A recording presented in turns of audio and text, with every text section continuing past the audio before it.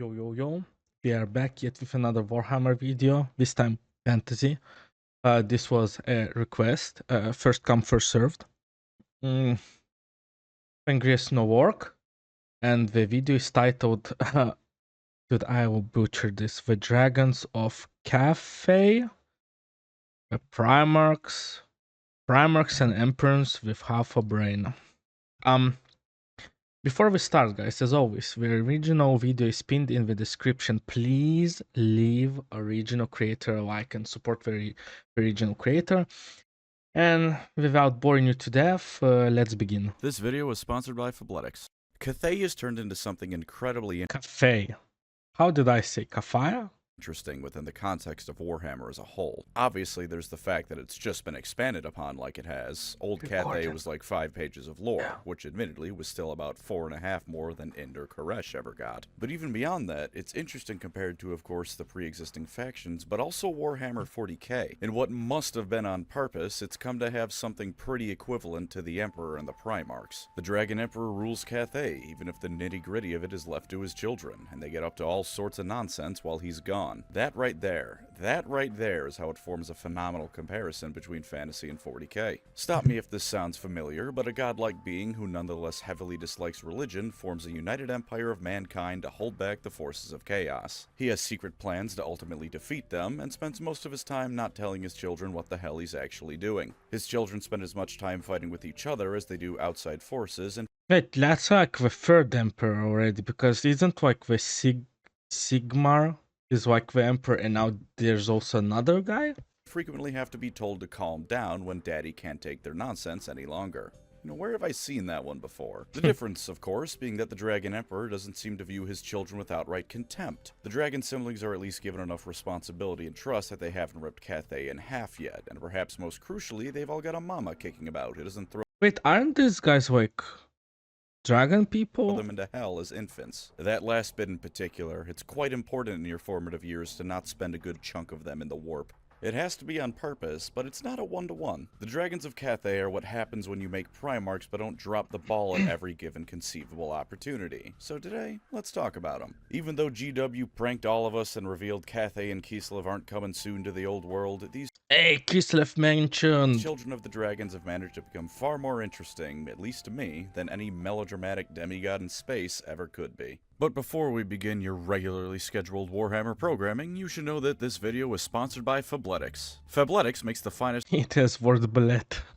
the most comfortable sportswear to ever exist. Any kind of athletic wear you can think of, they've got it. Mesh tees and shorts, they've got bangers like the Rec Mesh Hero Tee and the Essential Rec Mesh Shorts, plus a snazzy little fundamental hat to go with it. All I see is bullet. Black and white not your thing? Well, don't you worry, because you can get them in red too, with the trucker hat and everyday crew socks to boot. But perhaps you're like me and preferred longer clothing. In that case, allow me to introduce you to my personal favorite, the Breakline track jacket and pants. With a white fundamental hat to make the outfit pop, I've straight up started wearing this around the house. It's just so damned comfortable. Might be a bit hot right now to wear this Wait, I just realized I had this poster of Dragon Ball Z. Holy. outside, but come fall and spring, this would be the perfect outfit to get a morning jog in with. And if you think the clothes are just fashionable and comfortable, buckle up because Fabletics isn't done yet. With the VIP program, you get a whole load of benefits. Get 2 pairs of shorts for $19 when signing up to be a VIP, save up to 50% on all products every single time you shop, and each month $59.95 will give you a credit to redeem a 2-piece outfit or item up to $100. Did you think I was done? I'm absolutely not. You get monthly drops, early access to their styles, VIP-only sales on top of everything else, and free membership to their Fit app. And to put the cherry on top, as long as you do so between the 1st and 5th of the month, you can skip as often as you'd like on your VIP membership. No questions asked, no charges, just like that. Staying active, even just a bit, is important, and there's no better option than Fabletics to wear while you're getting in that daily exercise. Go to fabletics.com/pancreas and sign yourself up for the VIP program to get yourself not only those 2 Yeah, guys, go to Fabletics. pairs of shorts for $19, but all those fantastic deals on the best athletic wear to ever exist. Now then, let's see what happens when you get an emperor who's remotely competent in what he does. The dragon children, much like the Wait, I thought Sigmar was competent. Primarchs are the more or less demigod children of the Dragon Emperor of Cathay, the divine but not quite ruler of the entire nation. Much like their brethren 40,000 years in the future, they all have their individual talents and were created from the genetic material of the male divine leader of a nation. Unlike the Primarchs, they were not created in test tubes, using scientific and magical methods to create the ultimate generals for Big D's war effort. You see, when a daddy dragon and a mommy shapeshifter who may or may not be a dragon herself love each other very much, they go at it like rabbits until they have 9 children. The dragon siblings were just born naturally, no combining perpetual DNA and I mean, stealing warp energy, or whatever the hell theory is actually true, like with the Primarchs. Incidentally, if you caught what I said, you might have noticed they may not be pure-blooded dragons. The Dragon Emperor is a dragon, a spectacular one to be sure, but the Moon Empress might be the last of a race of shapeshifters. Both of them being incredibly powerful magic beings, however, meant that the end result was much the same as the Primarchs. Each of the dragon siblings is incredibly powerful, capable of things no mortal man could hope to match. While the Dragon Emperor can shape so from what I'm getting, they just like shapeshifting people who can become dragons, I guess. shapeshift himself, it's possible the Moon Empress being a shapeshifter is the main way it's passed down to their kids. If it's not something they just inherited as a result of their parentage, it might have been her teaching them all how to do it. To my knowledge, an exact birth date for any of the dragon siblings has never been revealed, but biologically, every single one of them is immortal. While Daddy Dragon and Mommy Moon predate the Great Catastrophe, no mention of their children was made during this time, so we can assume they came about after chaos started causing trouble for everyone. Meow Ying is the oldest of the dragon siblings left, but we'll talk about each one of them more in depth soon. The dragons of the East are rather aloof even for mighty dragons, especially in how they view their western cousins. They consider the ones in the rest of the world to be lesser for how they let mortals ride them into battle, viewing it as an insult to their status as powerful dragons. I see it. Okay. Indeed, they also have a low opinion of the elves because of this, viewing a mortal who mounts a dragon to be something obscene. Imric undoubtedly shed many tears when he heard of this, for it means Meow Ying is forever out of his reach. They're also not a fan of the Lizardmen, or at least the Dragon Emperor probably isn't, given how the old ones radically altered the world's climate from what it was. Yeah, in the beginning, I thought that the dragons are the lizardmen, but they're separate factions. Was when the dragons ruled over it. The Lizardmen also killed a whole lot of dragons with T-Rexes, which has to be something of a diplomatic incident at the very least. How can a T-Rex kill a dragon? Like, don't dragon have like air advantage?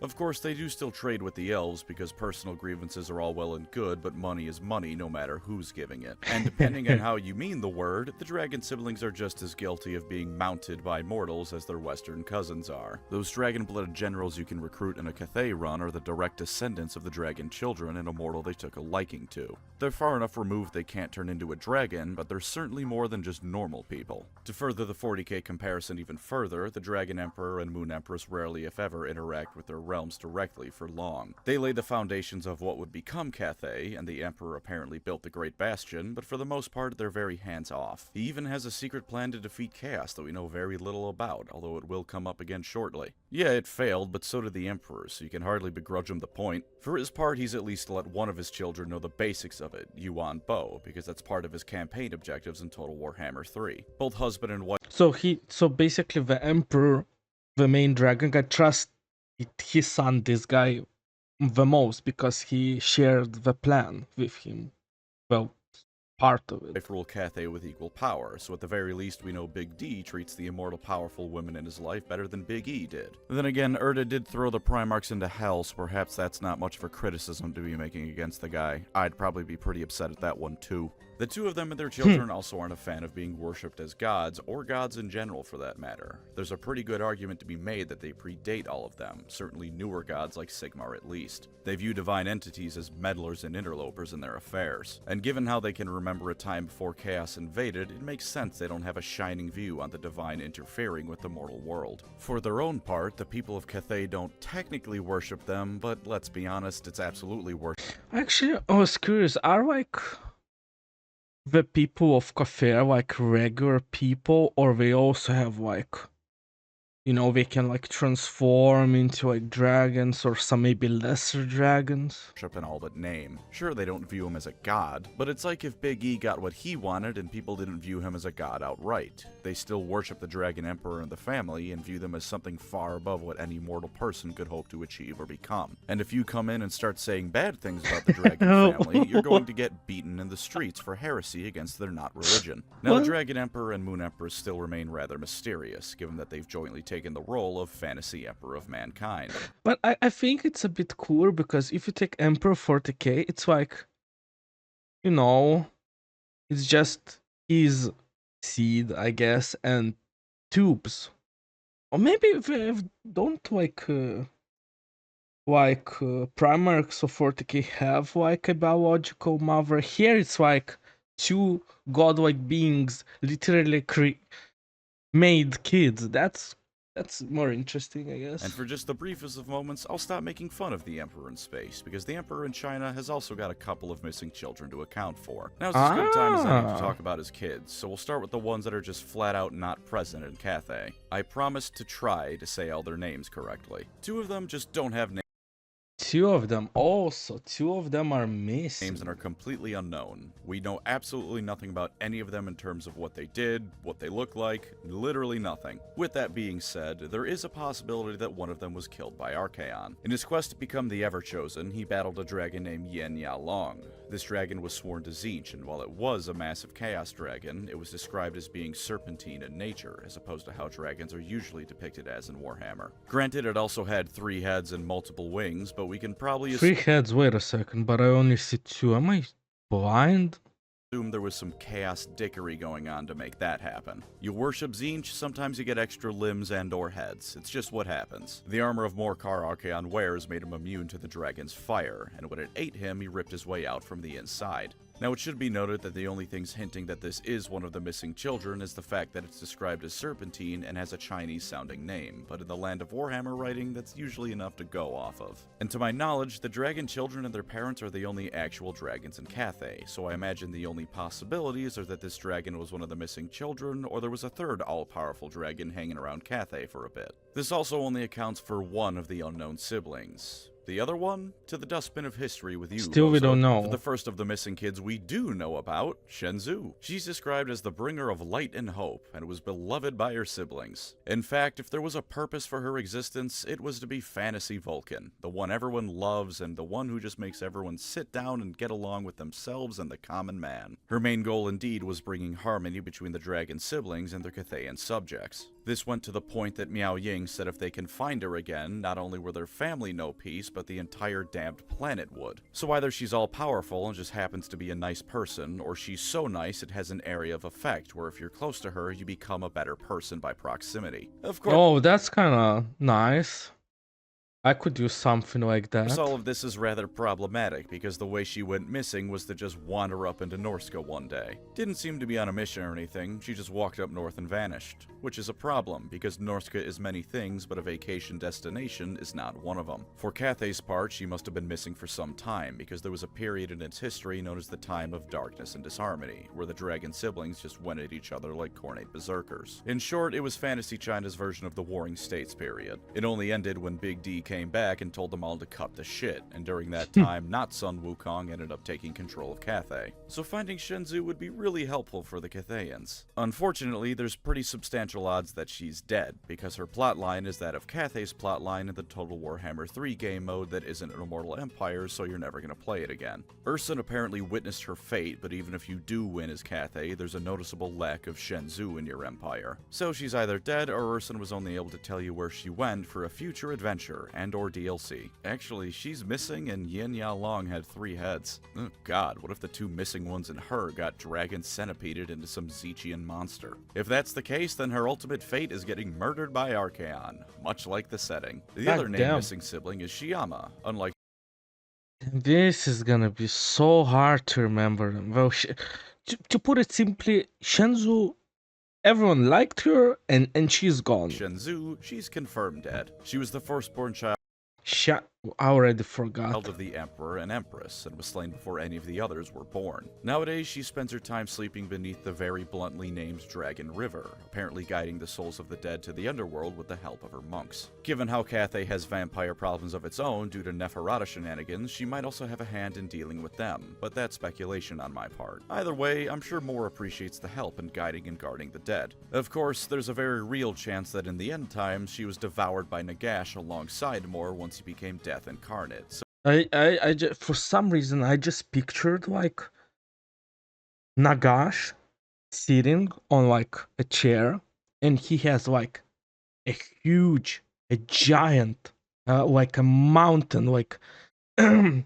a big table, and on the table there's a plate, and it's like a giant mountain of like dragon meat, and he's like he's he has like a fork, and he's just starting to devour it. Then that's what I pictured. perhaps she should have chosen a different profession. For the dragons that are still around and kicking, we'll go in order of Total War relevancy. Meow Ying is therefore first. With Xiama busy being dead, she's the oldest child remaining, and is apparently Daddy's favorite. If you'll excuse my Sigmund Freuding for a bit, I can't help but wonder if that's because Big D wanted a replacement for Xiama and Meow Ying was born a girl. Going forward though, I'm gonna stop making rather rude assumptions about their family dynamic. And she is an incredibly powerful warrior, so it's not like she hasn't earned it to some extent. The strongest of the dragon siblings, in fact. In theory, at least. She can rip you in half without needing to bother turning into a dragon. If Oh she does damn. go through the effort of turning into a proper dragon, then it's probably best to make peace with whatever your chosen god is, because you do not have long left on the world. She's also a lore of life wizard, so she can keep her army alive longer to assist her in ripping you a new one. Her personality and role is an interesting mix of being above all the drama of her station, while also perhaps being the most insufferable person you could imagine talking to. On the one hand, she's the one in charge of the Great Bastion's defense in the northern provinces in general. She's constantly facing down chaos invasions trying to break in, and commands millions while she does so. Immortal dragon or not, I imagine that would take a toll on anyone. Listen, that's stressful.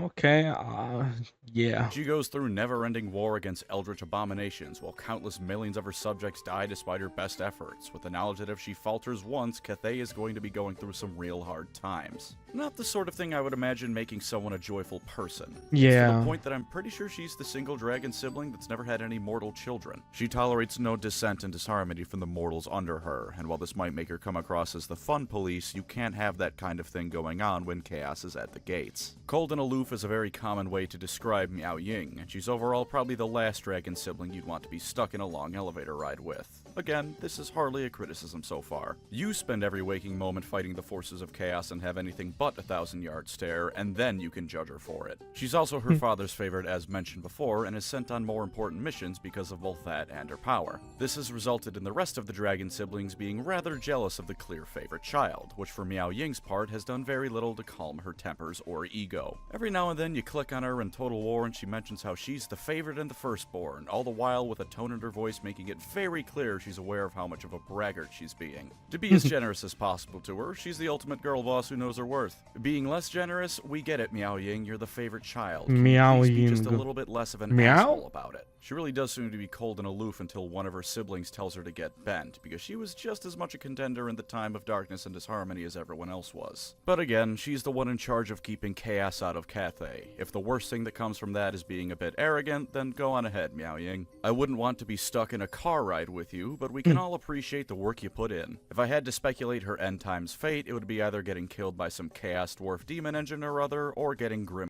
Nah, so far I think being Meow Ying is probably the most stressful out of all dragons, and he didn't even mention probably like half of them. Gourd. Those two factions were the ones most involved with the Great Bastion and Cathay, so given her position, that's her likely fate. Up next is Zhao Ming, the Iron Dragon. He's in charge of governing the western provinces of Cathay. Due to both the region he rules and his own inclinations, he's one of the dragons that most commonly interacts with mortals, as the western regions of Cathay are where the Silk Road ends He strikes me as a capitalist dragon. I don't know for why. incoming western merchants and starts for outgoing Cathayan ones. And yes, GW was not trying at all with that one, because the Silk Road's equivalent in Warhammer is just the Silk Road. Zhao Ming is interesting. Yeah, Silk Roads is like what for trading, and I guess because he interacts with, I guess the outside human people and other races. I think this guy Probably the richest, I'd say, out of all siblings. I'm just assuming. I'm assuming, guys. We'll do the positive stuff first, because I quite like the guy. He's by far the most down-to-earth of the dragons. He's the kind of leader who will crack jokes with his followers, and if you need to find him, the first place you should check is probably the local dive bar. I'm not sure if the dragons of Cathay can get smashed, but Zhao Ming is certainly happy to spend time with his troops trying to find out. Failing that, you can also find him making more dragon-blooded generals for you to recruit in a Cathay run, if you catch my drift. I'm not a subtle person, none of you are here for that. It's canon that Zhao Ming fucks hard. This general willingness to interact with non-dragons extends to non-Cathayans as well. Him and Greece's Goldtooth are apparently good friends, with him having helped negotiate Wait, these are like ogres. Dude, ogres are like, in all media, always so fucking scary. They just straight up always hungry and they want to eat you. I'm surprised they haven't ate that general. Cathay caravans being allowed to pass through the Mountains of Morn without being eaten. Funnily enough, they have both bonded over having troubles with their respective fathers. Although in Zhao's case, he admits that he probably couldn't solve his troubles like Greasus did and just eat his dad, if only because no one has a stomach that big. There's also, of course, his barely if at all canon bromance with Balthasar Gelt, existing entirely because in the Immortal Empires trailer, him and Gelt were seen together blowing a Skaven army to bits. As far as I'm concerned, it is canon. Gelt likes artillery, Zhao likes artillery, Gelt's a lore of metal wizard, Zhao's a lore of metal wizard, Zhao is a dragon ruler of a powerful empire, Gelt is supreme, they're absolutely bros. And this attitude of being a real pal has kept morale up in ways the other dragons just don't get. Sure, seeing a 7-foot-tall magical lady give a speech about Cathayan endurance against chaos and then turn into a dragon will make anyone fight harder. But Zhao's drinking and laughing about the one time he and the I think this is way cooler, I guess, but again, she has a huge weight on her shoulders. I don't think it's different. crew played pin the tail on the Skaven. It's just a whole lot more personal with him. The rest of the dragons may care for Cathay, but Zhao cares for you. The problems with his siblings come in a whole slew of different ways. For one, they just think he's weird for doing that, either eccentric at best or wasting his time and sullying the good name of the dragon family at worst. Spending all his time dicking around with mortals, quite literally oftentimes, comes across to the others as in poor taste at the very least. It's a real lowbrow activity. There's also the fact that part of the region he rules over is known as the Warpstone Desert, and I'm sure you can immediately figure out how that might worry his siblings as well as explain why he's a bit eccentric. Warpstone does not a healthy mind make, and Zhao Ming unfortunately has a side gig of dabbling in alchemy. Naturally, for a man who lives in a desert of the stuff, Warpstone is one of the chief ingredients he uses, and it might have started corrupting his mind. He tells us he hears voices in Total War sometimes, and I have a feeling it isn't just his inner conscience. Do you hear the voices too? During an interview with CA, someone asked if the gem on his headdress was Warpstone or just Jade, and the question was pointedly not answered clearly. Aside from that, he lets cabals of alchemists operate within his territory with more or less free reign. This in particular... Oh, look, the design is fucking sick. What the hell?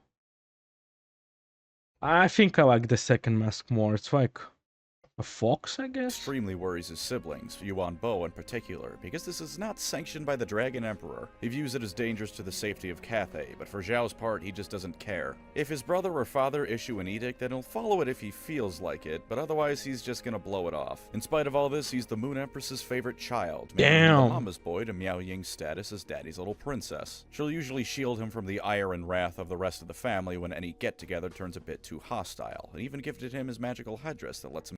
Dude, am I crazy for saying this? Do you know, like, in Eurovision, like, I think in 2005 or 6, like, that one metal band won, and here dude, maybe I'm tripping, he looks like that main singer guy.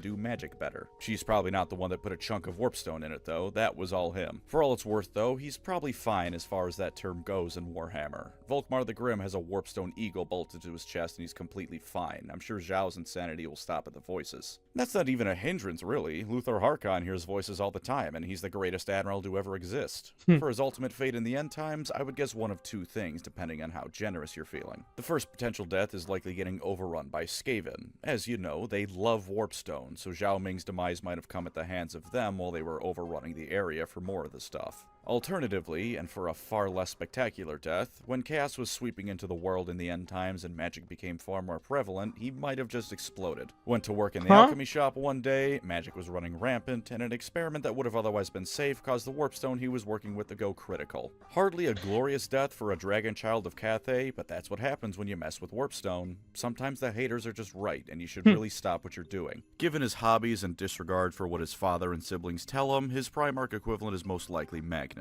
He ignores the warnings of both his father and siblings, and he's rather ostracized for it, and while it hasn't happened yet, it's very likely this'll bite him in the ass sooner or later. The next dragon sibling, and as of time of recording, the last one to be a legendary lord, is Yuan, ruler of the central province Dude, Z1 and ball. administrator of the realm. Fitting for his position as an administrator, the central provinces he rules are relatively safe. Sure, in Total War there's enemies to fight, and I'm almost certain you can find beastmen there if you look hard enough. But part of that is to give gameplay challenge to Cathay, and the other part of that is because beastmen are absolutely everywhere. You can't really fault anyone in Warhammer for having beastmen in their backyard, so in all honesty, it's probably one of the safest places on the planet in the lore. On paper, and to the knowledge of both Cathay as a whole and even to some extent his siblings, Yuan is just Chinese Rabute Gilliman. He's a phenomenal bureaucrat, and by the nature of who his parents are, he's undoubtedly powerful. But he's pretty unassuming, hardly the kind of guy to be making waves. He's a trustworthy and reliable guy as far as they know, and as a result he's easily the most liked of his siblings. Aside from Shenzhou, but she's gone So basically he's like,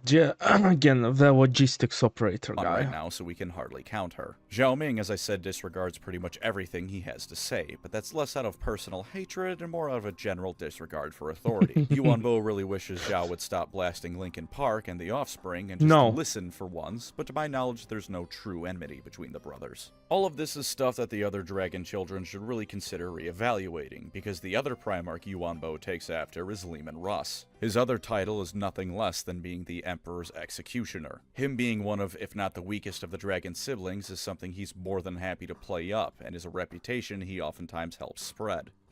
Oh, so he likes, like, he pretends to be the underdog, I guess? That's cool. Turns out most people I like it. I like his way of thinking.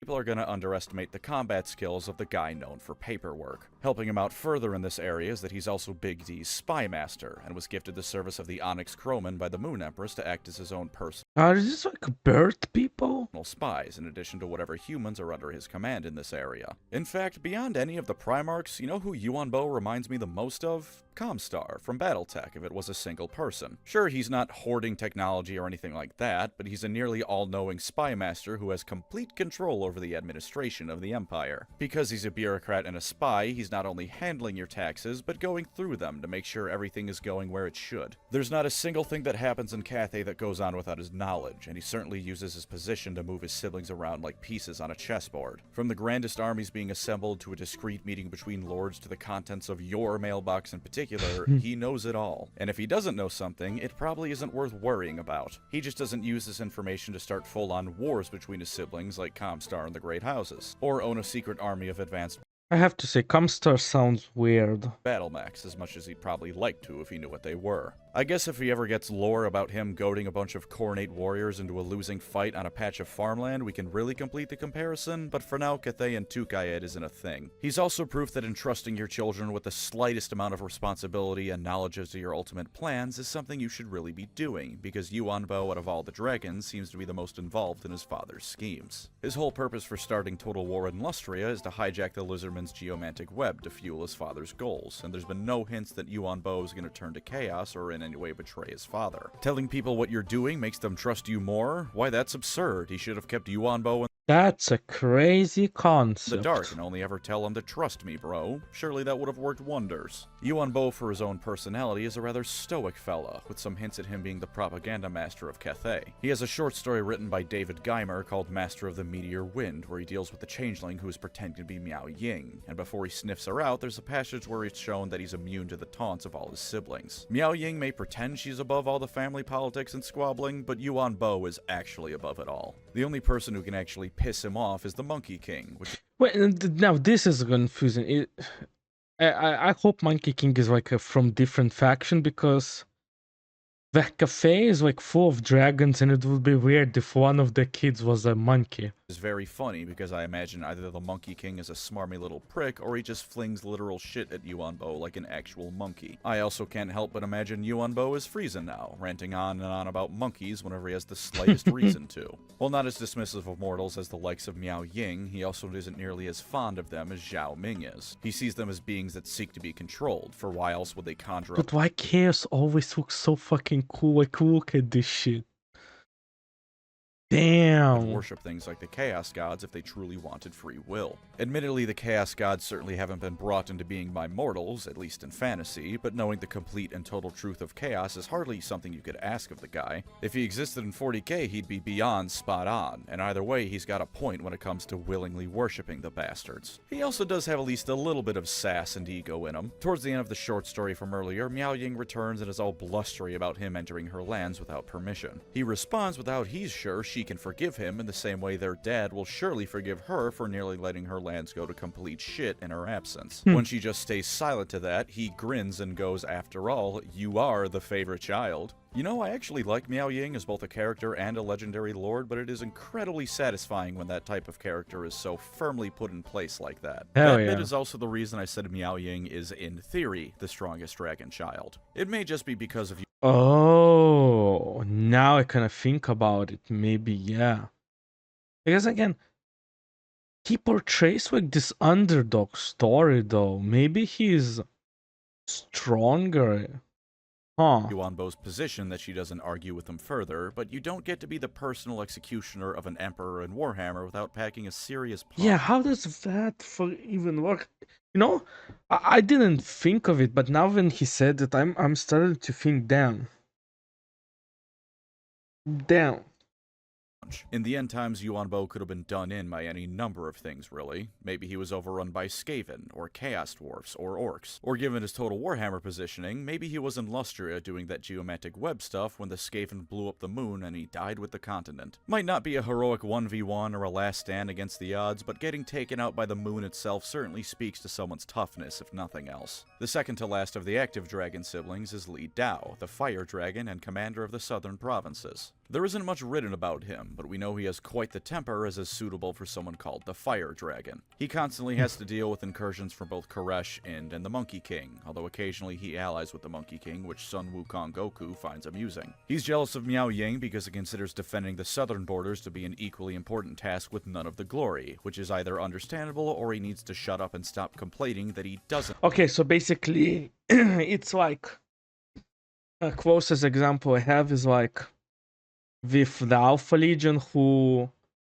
were like considered to be the last discovered, and no one knew about their recognition. So this guy is not basically recognized for his deeds as his sister. Okay, I feel him. I feel you, Fire Dragon. Fight Chaos Warriors. With his constant rantings about the Monkey King, maybe he's the one who's more like Frieza. At the moment, that's kind of the end of things, but here's hoping him and the Monkey King get a DLC to share in the near future. In the end times, he probably died to...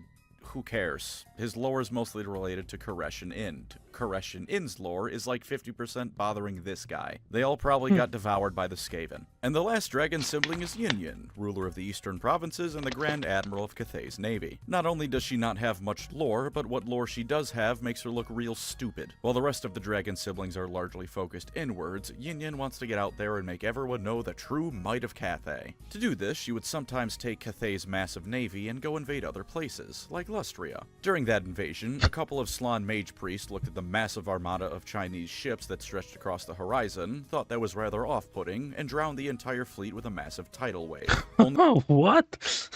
Okay. The Yin and one other dude managed to survive, and that other guy managed to relay the events that occurred to the Dragon Emperor himself. Older lore had it where the Dragon Emperor led the invasion, but newer lore made it so that it was just a mistranslation of the titles that made people think it was him. In short, she's incredibly impulsive and so arrogant she wonders if high elf dragon ships are named after her, which pisses her siblings off and shows that I kind of get, also weird, but I kind of get the Zula vibes. she clearly has no self-reflection ability. And every now and again, she gets massive numbers of Cathayans killed in pointless excursions, which pisses her parents off. She's not well liked. In the end times, I like to imagine she was sailing to Ulthuan while the Elf Civil War was wrapping up. She figured she'd show everyone that she truly is the greatest, and that she should be taken more seriously. Then Ulthuan sinks and the tidal waves from that drowned her and her fleet. An appropriately anticlimactic end. Oh god, I think the Primarch equivalent she has is Perturabo. Unlike Yeah, Perturabo at least.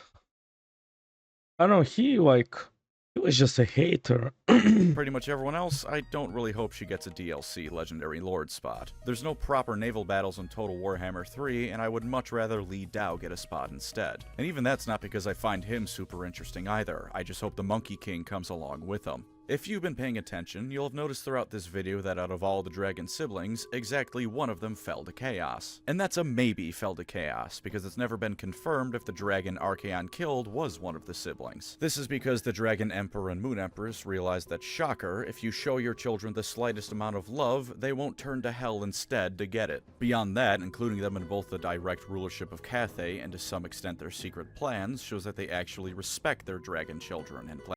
So to simply put, the fantasy has better father and mother figures than the 40k. And to keep them around even if war one day came to an end. For all the Dragon Emperor and Moon Empress have all their secret plans and have a habit of just screwing off to do whatever, they actually show their family love and respect. Yuan and Meow Ying go on missions for their father whenever he needs them. Zhao Ming and his mother are very close, and he even says his father does still love him despite their strained relationship. The only dragon who seems to be completely alienated is Yin, and perhaps if she stopped drowning Cathayans whenever she gets bored, she wouldn't be the black sheep of the family. That sounds so wrong. And given how little lore she has and that she hasn't rebelled yet either, she probably still has shown some level of respect and reverence. What I'm trying to say here is that the Emperor of guys, Ying, she needs to meet dwarves and ask dwarves to make her submarines. So she can no longer, and her army no longer can be drowned, guys. Ying, hire me. mankind is officially out of excuses for treating his sons like garbage and half of them turning against him. You might say the God Emperor didn't have time because he had to conquer the whole galaxy, and to that I'd say the Dragon Emperor didn't have entire sectors worth of planets to help him govern Cathay. When the Emperor dipped out to work on the webway, he could have at least checked in every now and again to say hi and spend some lunchtime with the Primarchs. But he didn't, and among other reasons, this and the complete lack of trust and respect he showed in them caused them to turn against him. Even most of the ones that stayed loyal aren't exactly big fans of the guy. Big D, meanwhile, seems to be loved by all his children, even as some like Zhao Ming tend to ignore his request when it suits him. Both have their empires, both have their projects and plans for the respective worlds, and to be fair, both of them did ultimately fail. But one of them still had his family, and it sure as hell isn't the asshole bound to the Golden Throne for the rest of time. And that's the Dragon family of Cathay, chiefly the siblings. They can be childish, they throw their weight around to get what they want, and they're incredibly prone to infighting. But they haven't rent Cathay in half with a civil war to kill their dad, so at the end of the day, they're better off than the other batch of superpowered toddlers Warhammer is known for. Thank you as always to my wonderful channel members. You are the Yuan to my dragon family, keeping this mess in line while I pursue my own secret project. If you'd like to support the channel, feel free to subscribe or become a member. Either way, thank you for watching, and take care out there.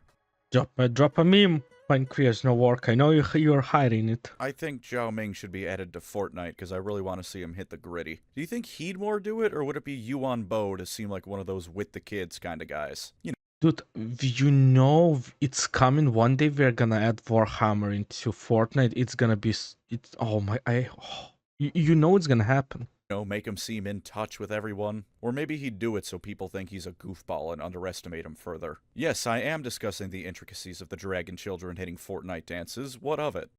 This video was sponsored. It was great video. I would say it wasn't really what I expected, because from all the previous requests it was usually on one or maybe two subjects.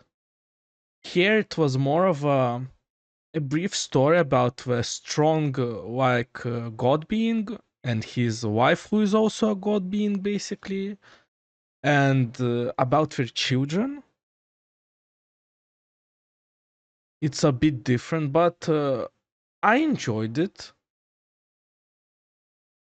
I every time I'm like, I wish, you know, 40k wouldn't turned out so grim dark, but you know, basically fantasy is like everything that I kinda dislike. It's like in fantasy, it's different, and the way I would want it to be in 40k. So I like it. If I would have to choose which from the kids I like the most, listen, the Ying was funny. I think she should definitely consider a submarine. Other than that, I think I won't even try, guys. The logistic guy, who is the underdog, I find him the most interesting one. The fact that he might also be stronger than the girl dragon Yin Min. I think she. Guys, I'm sorry. It would take me years to learn all their names. So yeah, great video as always. PancreasNoWork makes great videos that are so overloaded with information that some of the stuff, sadly, I only start to understand only when, for example, someone comments in the video, or when I edit the video in Vegas Pro, I basically re-listen to the video twice, and sometimes I'm like, oh, that's what he meant, you know? So I'm sorry if he said something and you think I missed it. Okay, guys, I don't want to make this video 50 hours long, so see you in the next one. Drop in the comments what would you want to see. Ciao, cacao.